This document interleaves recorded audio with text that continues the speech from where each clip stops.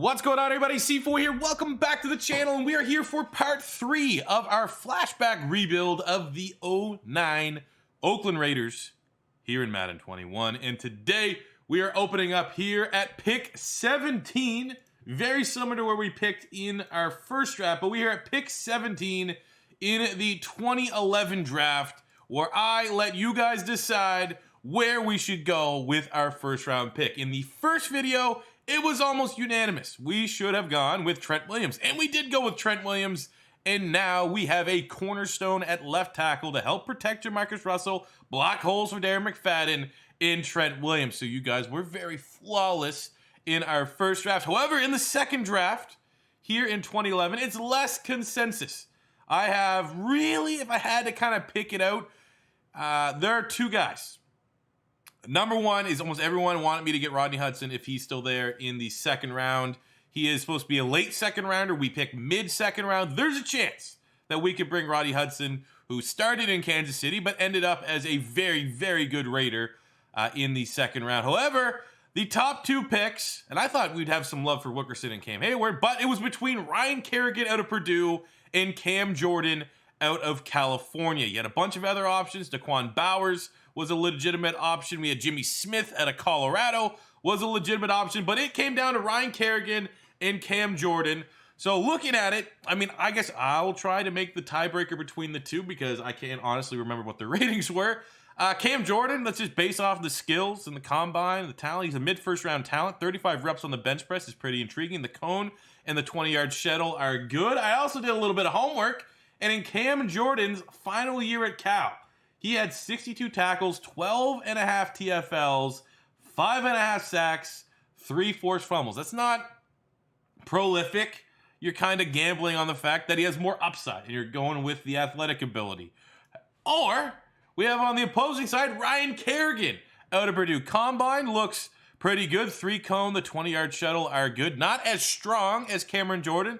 The top skills, he's a late first round talent. However, looking at what Ryan Kerrigan did at Purdue, a lot more accomplished. In 2010, his final year at Purdue, he had 70 tackles, 26 TFLs, 12 and a half sacks. Finished his career with 57 TFLs, 33 and a half sacks, 14 forced fumbles.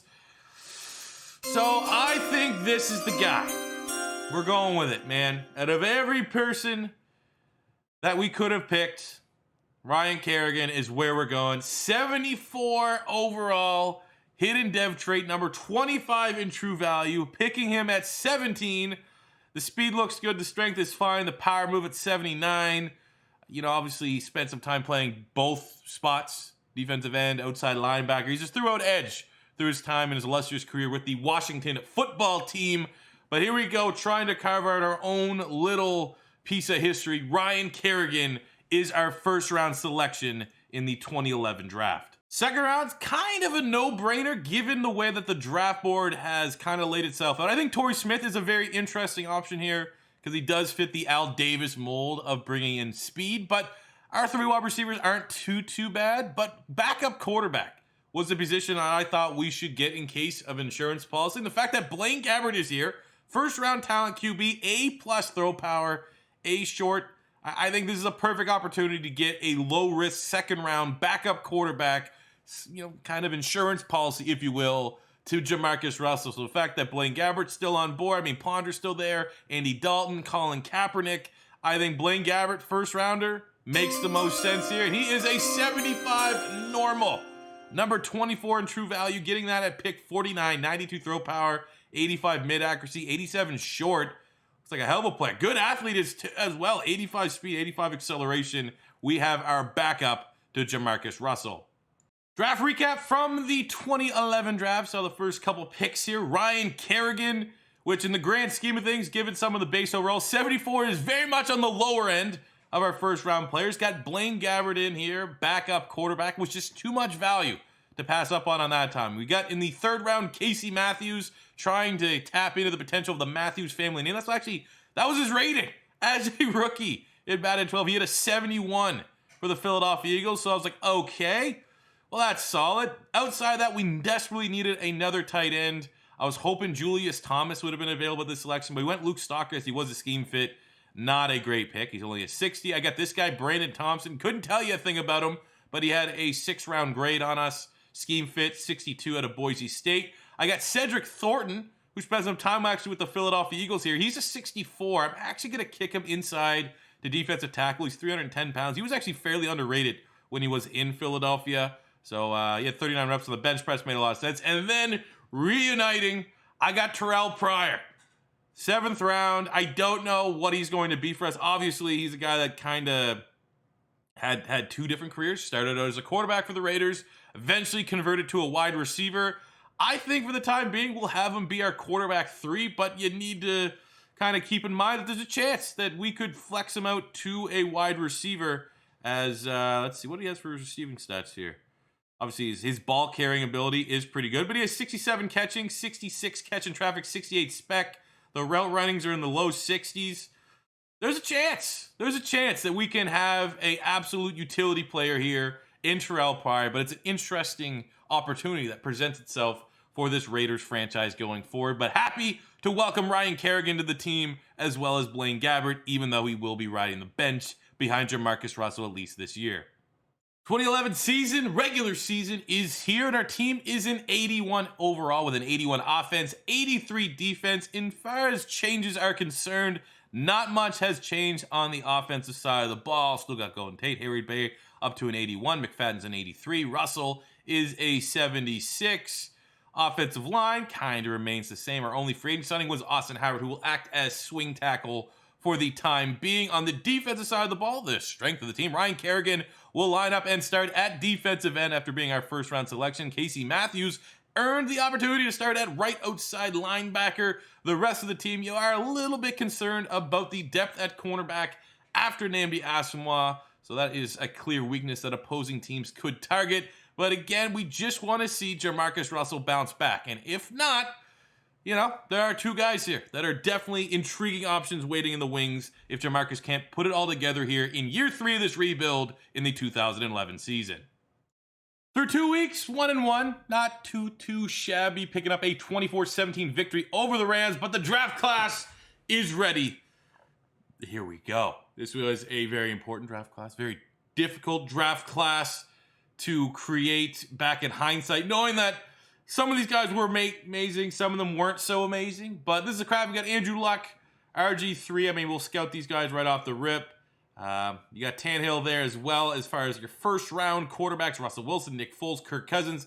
A lot of good QBs. Every one of these quarterbacks, as always, has their base rookie rating in Madden. I'll tell you right now, Kirk Cousins' rating would surprise you.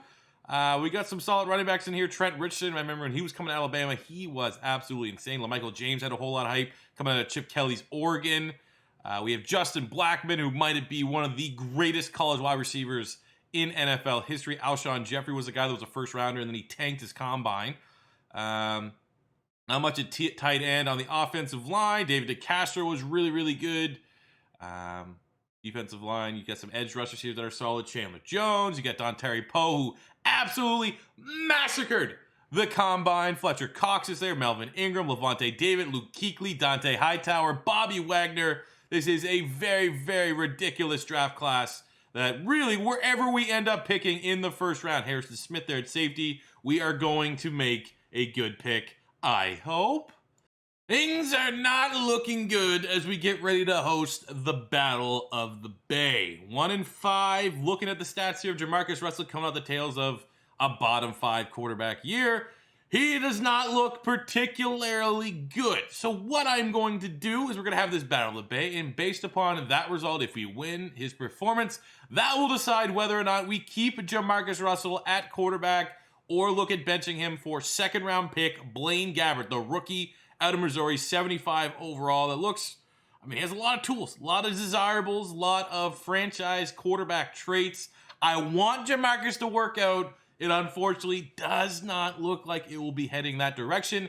I guess also for our free agents here, our plan, see if we can get Seymour back on a 1-year deal. We have a lot of salary cap, so I'm not overly worried about, our cap limitations going into the next year. I definitely want Darren McFadden to remain here. I'll give him a 5-year deal. Trevor Scott has really emerged here nicely for us, developed twice, going from a normal dev up to a superstar dev. I think Marcel Reese is an interesting gadget utility player to have at fullback. Robert Gallery, it's probably time to get ready to move on from him. Tyvon Branch for sure at safety. Let's give him something like a 5-year deal, almost $20 million. He's locked up. That's a good first window here for our free agents. Now, let's jump into the Battle of the Bay as JaMarcus Russell fights for his starting gig here in Oakland. QBs may be shit, but Darren McFadden still remains one of the most underrated running backs in the NFL. Oh, yeah. Oh, yeah. There we go. McFadden pounds this one in. Not great for a good and proper evaluation of JaMarcus Russell, but hey, if he can game manage, that's good enough. Can it? A cannon. The Hayward Bait, he jukes out a player. I'm pretty sure they made the tackle. That would have been, he wouldn't have reestablished himself. But hey, JaMarcus Russell with his job on the line looks good through a quarter here in the Battle of the Bay Area.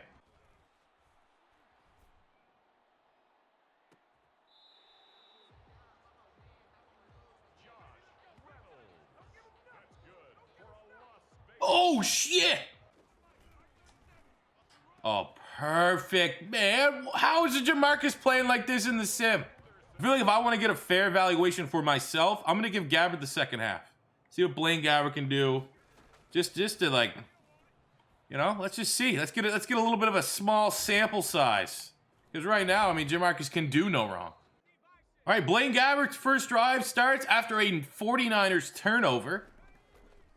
Okay. Well, that was a worm burner of a pass. And it starts, much like JaMarcus' drive, with a Darren McFadden rushing touchdown.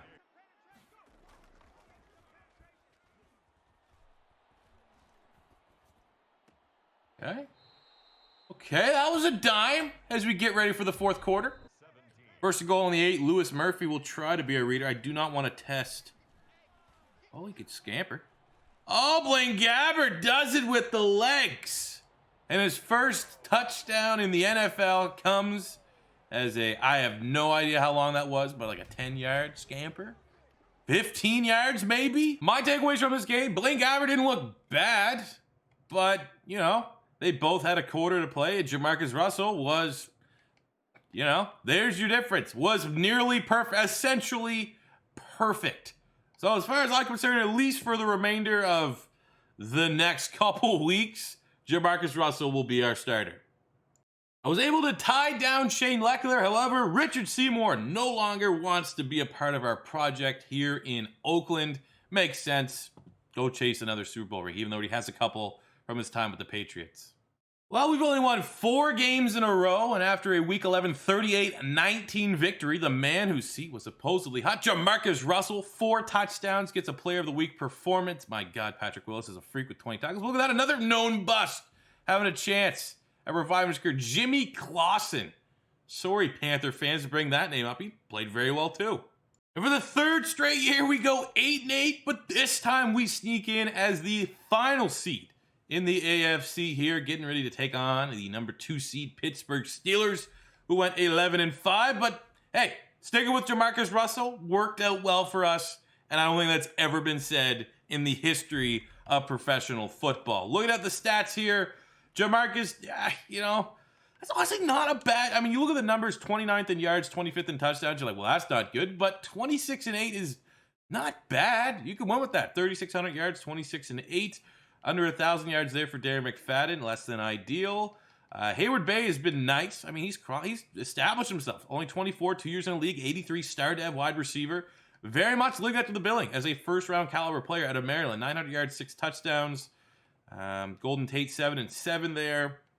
On the defensive side, Kirk Morrison, 100-plus tackles for both him and Howard. We got 11.5 sacks for Trevor Scott, who's really been a breakout player for us in this rebuild. 6 sacks, 15 TFLs to Richard Seymour in what most likely will be his final year. Ryan Kerrigan, as a rookie out of Purdue, 40 tackles, 6 TFLs, 5 sacks. It's not bad. He only had a star dev which stinks because you can only imagine what did the other players, what did Cam Hayward, what did Mo Wilkerson, what did Cam Jordan have in terms of their dev trait. But, you know, they're not all going to be home runs. And I think Kerrigan, obviously, is still going to be a fairly solid player. 3 picks from Namdi Asamoah leading the team. We had the 31st offense in the NFL, which isn't ideal, but just outside of a top 10 defense. MVP, well, anything is possible. MVP went to Jimmy Clausen. Shout out to Notre Dame fans. For individual awards, Jake Locker got Offensive Rookie of the Year. We had Blaine Gabbert at 10. He played 1 game. Cool. Defensive Rookie of the Year went to J.J. Watt. Oh, he didn't even make the list. Cam Jordan came in at 9. For the rest of the individual awards, unfortunately, no one from the Raiders representing, but we're going to be a team success type guy right now as we're 85s across the board, and we're looking to be the Cinderella of the 2012 playoffs. Let's go and knock off the 11-4. What are the Steelers looking like? Let's just look real quick at what they got going on. Troy Polamalu, Ben Roethlisberger, Marcel Darius, Lamar Woodley, Alejandro Villanueva at left tackle with the superstar dev. Okay, that's a little ridiculous. Probably missed that when I was editing the draft classes, but we're the better team. They're only an 81 overall. Let's go. Let's upset. Let's shock the world. No idea. It's our first time that we've actually played the moments with a team. I have no idea what to expect, but let's see if we can watch Lamar Jackson. Wish it was Lamar Jackson. See if we can watch JaMarcus Russell go off. Down 7-zip. Not seeing a whole lot of Raiders possessions in Pittsburgh Steelers territory. We are getting absolutely smoked right now. But we get a touchdown before the end of halftime. See if we can use that, carry all that momentum here. That's 3rd down. Let's come in.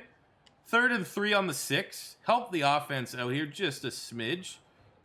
What do we got? Hayward Bay, Golden Tate in the middle of the field. Boom! Golden Tate. No one covered him. They sent the all-out blitz, cover 0, whatever you want to call it. And we were able to pull one back. Only down 3. That was my one call-in. You know, the phone a friend. They have to be able to overcome that 6-point lead on their own side. And they do! Touchdown, 1-point lead for the Raiders. Oh my God.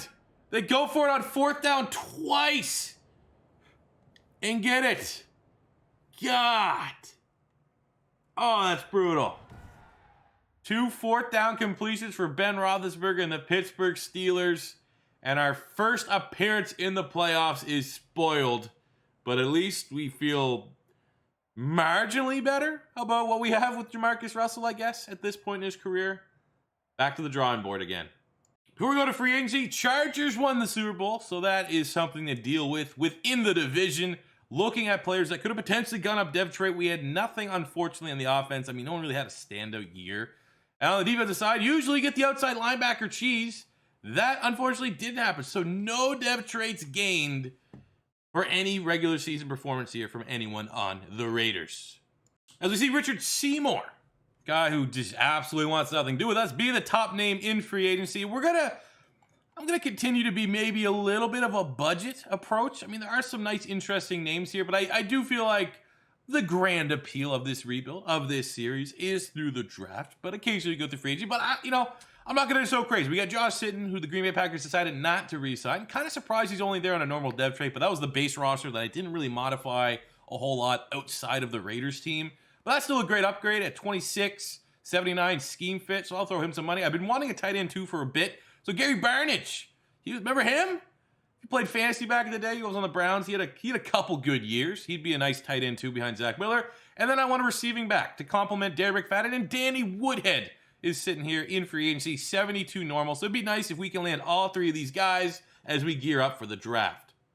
Okay, got Woodhead. Did not get Josh Sitton. Landed Gary Barnidge. So after free agency, that is where we're going to end it. I'm getting ready to record probably the rest of this Raiders rebuild today. So there's not going to be any, let's leave at the draft pick and you guys let me know what to pick. I'm going to try and do what I have done before in these series and dominate the drafts like I can only do. But as we enter this draft, we know the positions we need to get better at. Guard for sure. Absolutely could look at guard. Absolutely Could bring in another wide receiver. Defensively, D-tackle, we are hurting. We're absolutely hurting at D-tackle. Absolutely hurting at corner. Maybe those are like the two biggest glaring needs. So D-tackle and corner. When we look at the draft board, we pick at 19, which is a little bit lower than what we have been picking. But when you look at defensive tackles, when you look at corners, I think Don Terry Poe or Fletcher Cox, I would be ecstatic with either one of those guys if they are still on the board. Do we have any big DNs? I mean, Copples, he's a freak of nature. Maybe we could kick him to D-tackle. Not much help there. Looking in the secondary, I'd be happy with any of these guys. Mo Claiborne, Stephon Gilmore, Drake Kirkpatrick, Janoris Jenkins, Jack Rabbit. So we're going to be in a good spot. I think one of these names will be available when it is our turn to pick at 19. But to see who we pick, you're going to have to come back and check out the next episode. Thank you guys for watching. As always, first time stopping by, don't be afraid to hit that subscribe button. Smash the like button if you enjoyed. Helps out my channel a lot. And I'll see you guys back here on the next one. Peace out.